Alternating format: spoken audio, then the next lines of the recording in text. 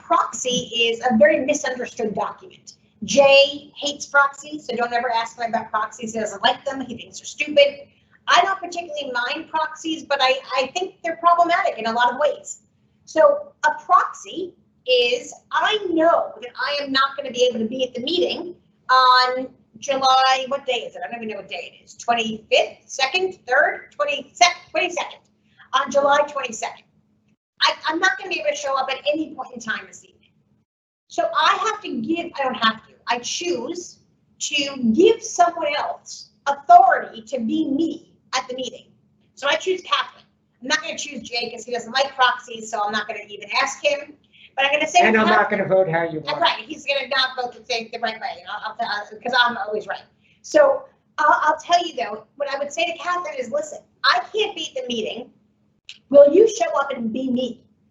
And I want to be clear with you guys. A proxy does not have to have anything to do with your community unless your bylaws say so.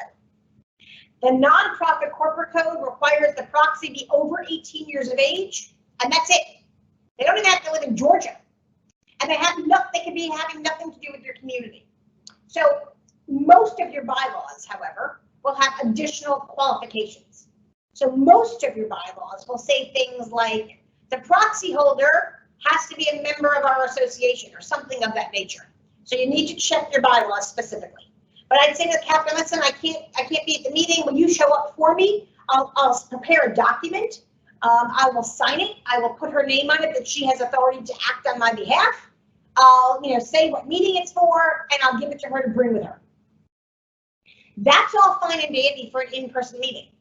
Because when Kathryn walks up to the registration table, she can plop down my proxy, she can sign in for herself, and then she can also sign in for me. She would obviously only sign in for herself if she's also a member of the corporation. Well, at a virtual meeting, I can't be collecting proxies via the chat at the beginning of the meeting. The proxy must be delivered to the association in advance so that we can register it as received, make sure it's correct and valid, and then allow Kathryn to show up for herself and for me. But if I don't submit that proxy in advance in a virtual meeting, it doesn't count. Kathryn can be on the call right now and say in the chat, but I have a proxy from Jamie. And Jay, the president of the association, is going to say, we don't care. We don't have it. You can't get it to us in time. We can't verify it. Thanks for letting us know, but it really doesn't matter.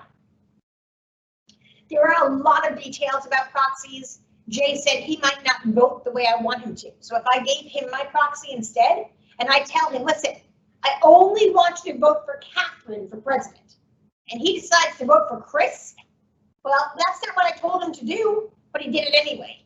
Is that valid? Is that not valid?